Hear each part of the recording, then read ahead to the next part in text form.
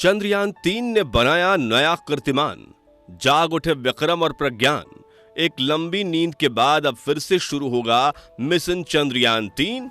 क्या इस बार इसरो कर पाएगा कोई नया चमत्कार? जी हां, एक लंबे अरसे के बाद फाइनली अब हमारा चंद्रयान-3 फिर से अपने काम पर लग चुका है और इस बार इसका मिशन पहले से कहीं ज्यादा अलग होने वाला है। यानी अब की इसरो चांद पर कुछ ऐसा खोजने की तैयारी कर रहा है जो आज से पहले कभी नहीं खोजा गया। तो क्या होगा चंद्रयान-3 का नया मिशन असाइनमेंट? इसरो के वैज्ञानिक अब चांद पर क्या खोजने की कोशिश करेंगे और आगे इस मिशन को लेकर इसरो का क्या प्लान है? यही सब आज की इस वीडियो में मैं आपको बताने वाला हूं, इसलिए इसे अंत तक जरूर देखिएगा। साथ ही अगर आप चैनल पर नए हैं तो सब्सक्राइब भी जरूर करें।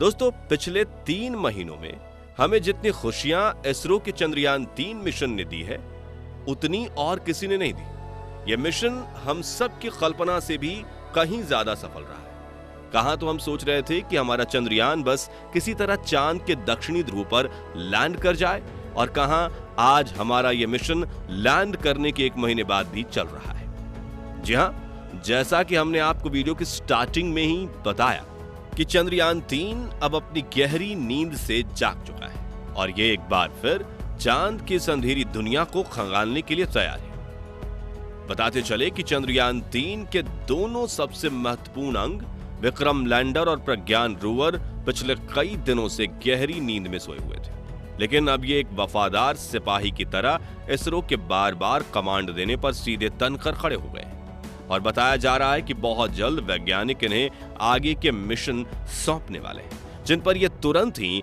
अपना काम शुरू कर देंगे। तो अब आगे चंद्रयान-3 मिशन का ऑब्जेक्टिव क्या होने वाला है, इसकी हम बात वीडियो में आगे करेंगे, लेकिन उससे पहले आपको बताते हैं कि इसका अब तक का सफर कैसा रहा और ऐसी क्या वजह थी कि वैज्ञानिकों को सारा काम रोककर विक्रम और प्रज्ञान को स्लिप मोड में डालना पड़ा। दोस्तों, जैसा कि हम सब जानते ही हैं, हमारे चंद्रयान-3 का सफर 14 जुलाई को श्रीहरिकोटा के सतीश धवन स्पेस सेंटर से शुरू हुआ था, जहां चांद तक पहुंचने में इसे 40 दिनों का समय लगा और एक बार लैंड करते ही इसने तुरंत अपना रिसर्च और परीक्षण का काम शुरू कर दिया। शुरुआत में हम ये प्रार्थना कर रहे थे कि किसी भी तरह हमारा चंद्रयान-3 चांद के दक्षिणी ध्रुव में लैंड कर जाए, क्योंकि पिछली बार यानी चंद्रयान-2 के दौरान हम ऐसा करने में असफल रहे थे, जिसके चलते खुद को साबित करने के लिए इस बार हमें हर हाल में सॉफ्ट लैंडिंग को अंजाम देना था। लैंडिंग के बाद क्या होगा और क्या नहीं, इस पर किसी का कोई ध्यान नहीं था, क्योंकि उस समय वो सब इतना इंपॉर्टेंट नहीं था और वैज्ञानिक खुद भी ये नहीं जानते थे कि लैंडिंग करने के बाद प्रज्ञान रोवर और विक्रम लैंडर कसाल में होंगे। बहरहाल 23 अगस्त के दिन हमने चांद के दक्षिणी ध्रुव में सफल लैंडिंग को अंजाम दिया और भारत के नाम एक नया कीर्तिमान दर्ज हुआ। असल में इससे पहले दुनिया का कोई भी देश चांद के दक्षिणी ध्रुव में सॉफ्ट लैंडिंग नहीं कर पाया था, इसलिए भी इस मिशन की सिर्फ लैंडिंग को इतना ज्यादा खास बनाया गया। लैंडिंग के बाद अब बारी थी विक्रम लैंडर और प्रज्ञान रोवर के मदद से चांद के इस रहस्यमयी दुनिया के अंदर खोजबीन करने की, और इसके लिए वैज्ञानिकों ने एक लूनर डे यानी 14 दिनों का समय तय किया हुआ था। असल में वैज्ञानिकों को लगा कि 14 दिन रिसर्च का काम करने के बाद विक्रम और प्रज्ञान शायद ही इस हाल में होंगे कि उनसे आगे कुछ कराया जा सके, और यही सोचकर मौलिक रूप से इस मिशन को 14 दिन के लिए प्लान किया गया था। अब ये 14 दिन वैसे तो 4 सितंबर को ही पूरे हो गए थे, लेकिन जैसा कि हमने बताया ये मिशन अभी भी चल रहा है। अब ये सब कैसे हुआ और क्यों हुआ, चलिए इसके बारे में आपको बताते हैं। बात दरअसल ये है कि विक्रम और प्रज्ञान दोनों ने हमारी उम्मीद से कहीं ज्यादा बेहतर काम किया। वैज्ञानिक ने इन्हें मिशन का जो असाइनमेंट सौंपा था, यानी इन्हें रिसर्च काम से रिलेटेड जो टारगेट्स दिए गए थे, वो सभी इन्होंने समय रहते पूरे कर लिए। साथ ही जब इनका काम खत्म हुआ तो इनके सारे पेलोड और दूसरे सिस्टम एकदम सही तरह से काम कर रहे थे। अब वैज्ञानिकों को लगा कि मिशन को यहीं खत्म करने का मतलब प्रज्ञान और विक्रम के पोटेंशियल को वेस्ट करना होगा। ऐसे में वैज्ञानिकों ने बहुत सोच समझकर ये डिसाइड किया कि क्यों ना रात होने पर प्रज्ञान और विक्रम दोनों को स्लिप मोड में डाल दिया जाए और फिर जब चांद पर नई सुबह होगी तो उन्हें कमांड देकर फिर से जगा दिया जाएगा। यह प्लान सभी को ठीक लगा और इसरो ने तुरंत अपना ओरिजिनल प्लान बदलकर इस नए प्लान पर काम करना शुरू कर दिया। वैज्ञानिकों ने सारी कैलकुलेशन करके देखी और रिजल्ट उनके पक्ष में आया। इस तरह सब कुछ सेट होने के बाद जैसे ही विक्रम और प्रज्ञान का काम पूरा हुआ तो वैज्ञानिकों ने इन्हें 14 दिन के लिए स्लीप मोड पर डाल दिया।